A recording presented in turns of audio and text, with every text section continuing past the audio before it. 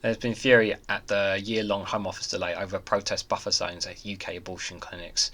I'm going to read into this more from The Guardian, guys. Let's go.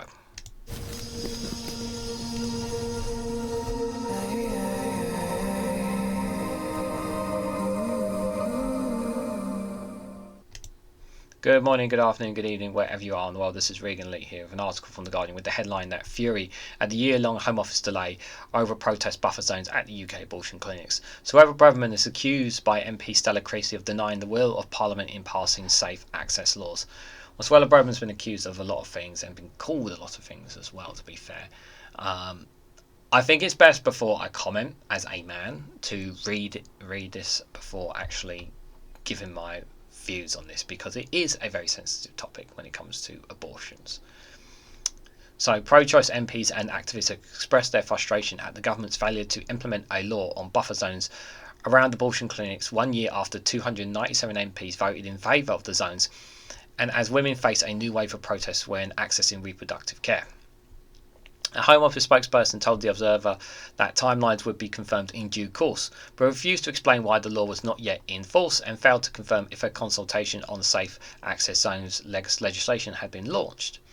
Labour MP Stella Creasy, who has been targeted by anti-abortion protesters, called on the government to urgently intervene.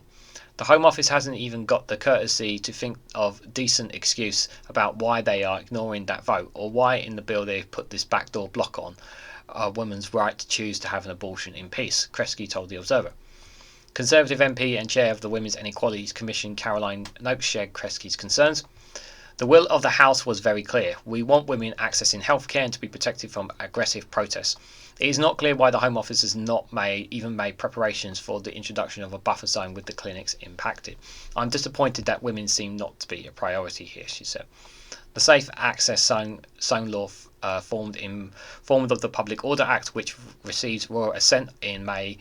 At least 15 clinics have since faced protests by anti-abortion groups, including one man entering a waiting room and groups displaying graphic images of aborting fetuses on a 15-foot banner. With a date for the law commencement still not set, abortion providers fear that the Home Secretary Suella Braverman's own views on abortion are behind the delay. Very simple message as a man. It's woman's right, woman's body to choose what they want to do with it. That's where I stand. You know, this idea or premise that that woman who is having the child shouldn't have the choice of whether they want to give up the child or not. It should be their choice. It should not be anyone else's. They are the one who's carrying the child. It should be their decision whether or not they want to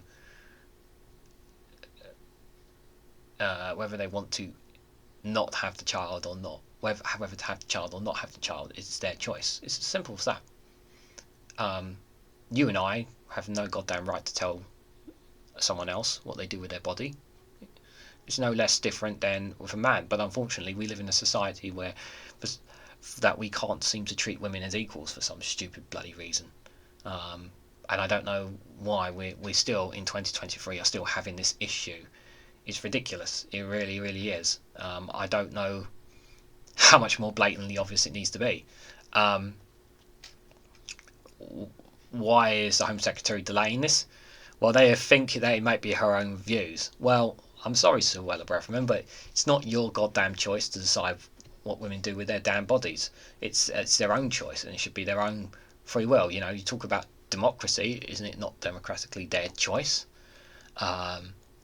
That's kind of where I stand. You know, these anti-abortion protesters, like it's all down to religion that they are killing life by choosing to have an abortion. It's just like I said, it's not your decision. It's not your decision.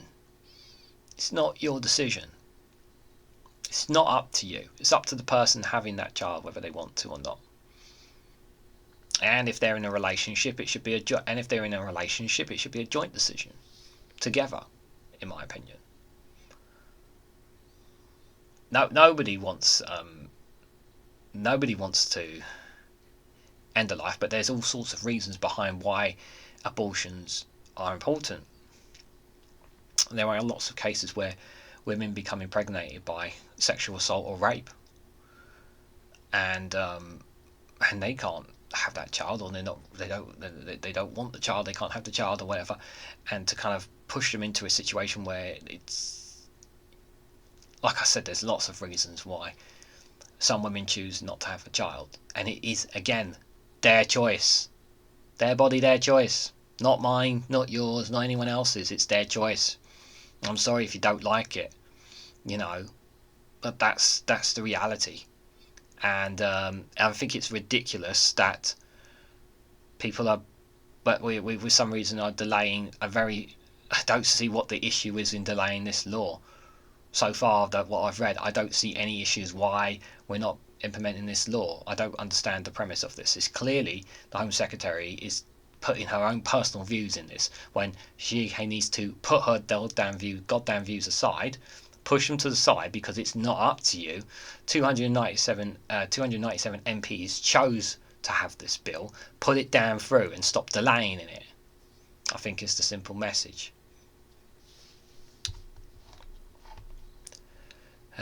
She voted against safe access zones and has a history of opposing the liberalisation of access to abortion. Given that the Home Secretary and her ministry oversee the law opposing this legislation, one can only wonder what the constitutional implications of them seeking to delay the will of the Parliament in this way, said Creasy.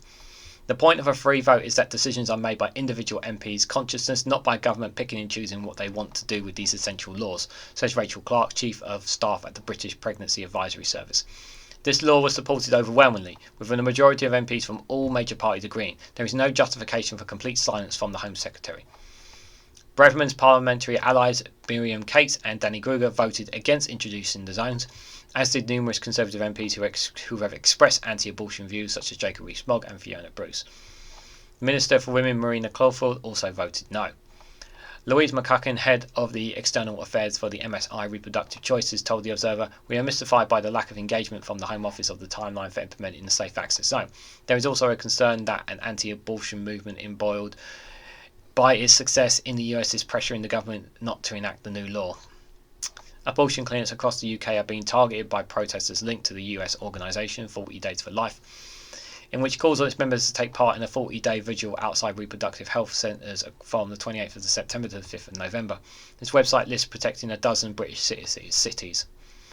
Women have said they felt anxious and scared about having to walk past protesters, with one woman describing how men became aggressive and were screaming in my face. Again, it's not their choice, it's her choice.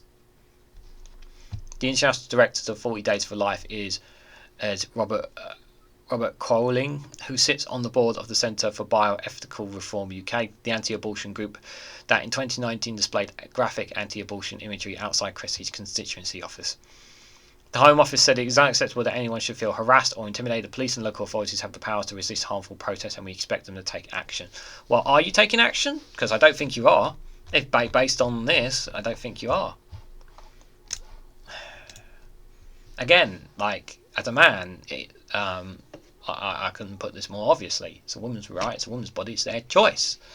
Sorry, if you don't like that, that's a simple reality of it. You don't get to decide what a woman does with their body, no different than what anyone should get to decide what I do with my goddamn body. Sorry, that's just how it is. If they're under 18, then if they're under 18 or 16 or they're of a young age, then obviously it requires parents or guardians consensual to have that conversation.